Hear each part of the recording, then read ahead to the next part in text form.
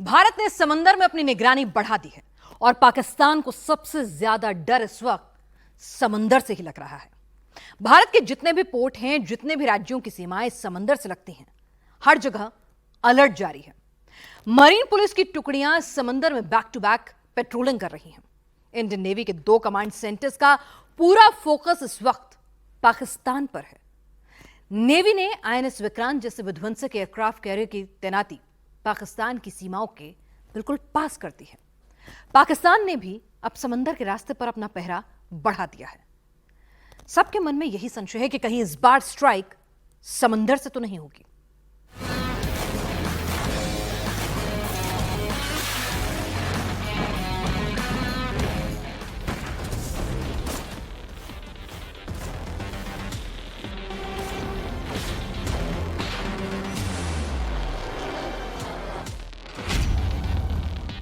Any time, anywhere, any how, Pakistan के लिए Indian navy के ये 3 शब्द काफी है।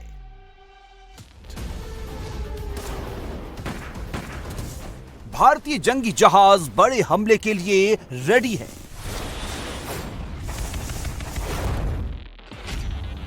इंडियन नेवी के इस ट्वीट के इस लाइन के एक एक शब्द को ध्यान से देखिए। Long range precision offensive strike, यानी लंबी दूरी की खास टारगेट वाली स्ट्राइक।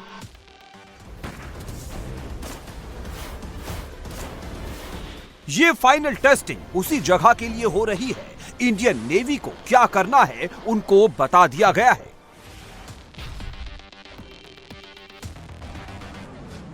पहलगाम हमले के 48 घंटे के अंदर इंडियन नेवी ने अरब सागर में नई मिसाइल का टेस्ट किया था।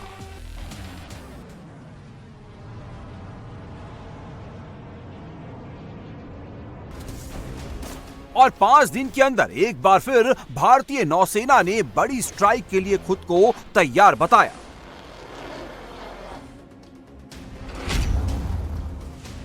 भारतीय नौसेना बार बार शंखनाद कर रही है।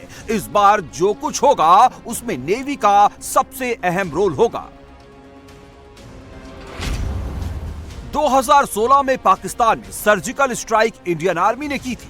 2019 में पाकिस्तान के बालाकोट में एयर स्ट्राइक इंडियन एयरफोर्स ने की थी। क्या 2025 में बारी भारतीय नौसेना की है?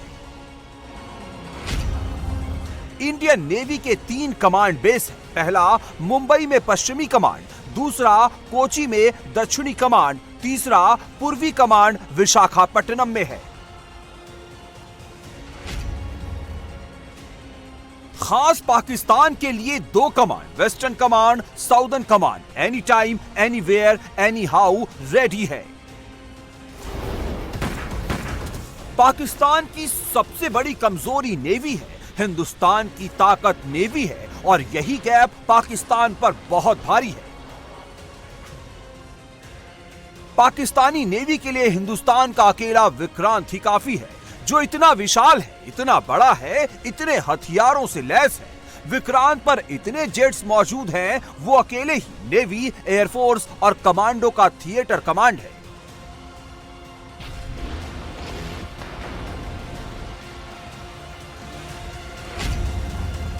विक्रांत का मोटो है जयेम सम युधिस प्रधा, अर्थात मैं उन लोगों को हराता हूं जो मुझे चुनौती देते हैं।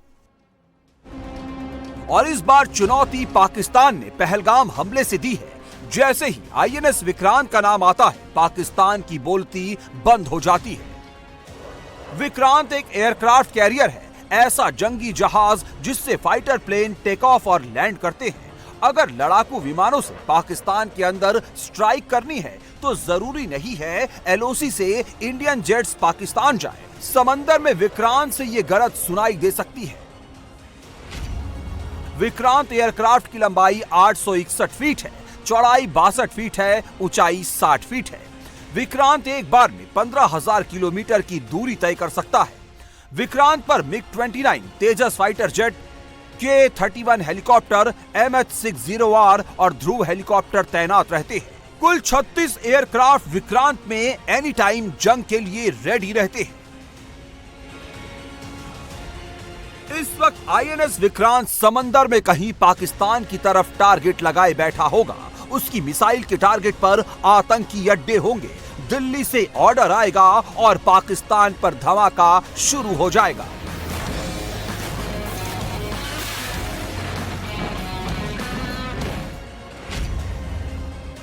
एयरक्राफ्ट कैरियर विक्रांत पाकिस्तान से 600 किलोमीटर की दूरी से हमला कर सकता है।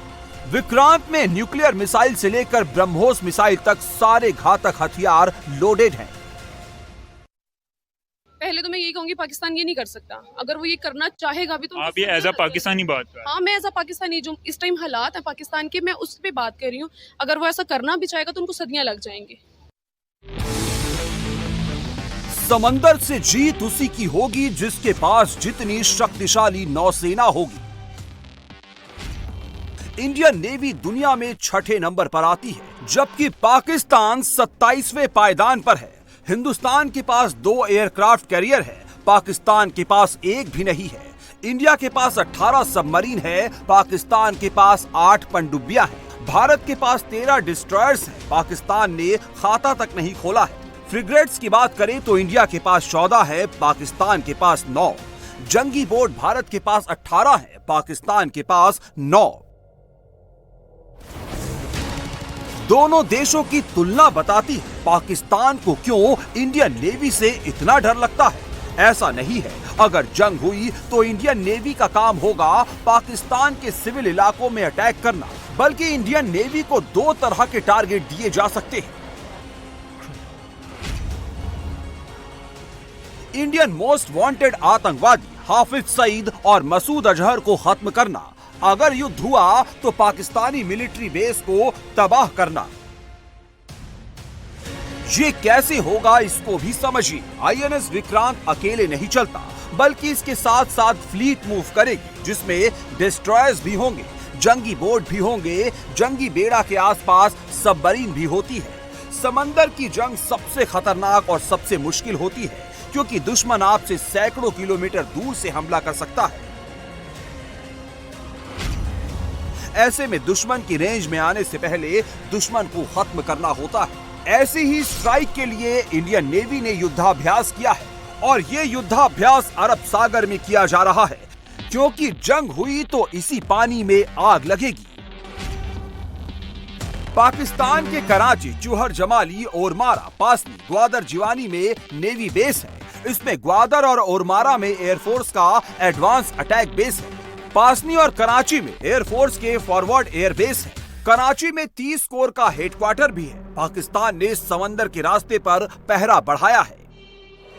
ऐसी ही युद्ध नीति 1971 में बनाई थी, लेकिन अकेले विक्रांत ने पाकिस्तान का गुरूर तोड़ दिया था। इस बार भी ऐसा ही होगा। इस बार विक्रांत के साथ कई और साथी भी होंगे।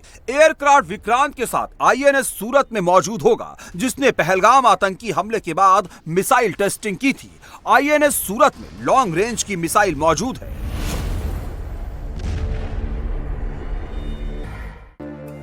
विक्रांत के दूसरी तरफ आईएनएस नीलगिरी हो सकता है, जो बराक, ब्रह्मोस, हार्पून अस्त्र मिसाइल और RBU 600 रॉकेट से लैस है।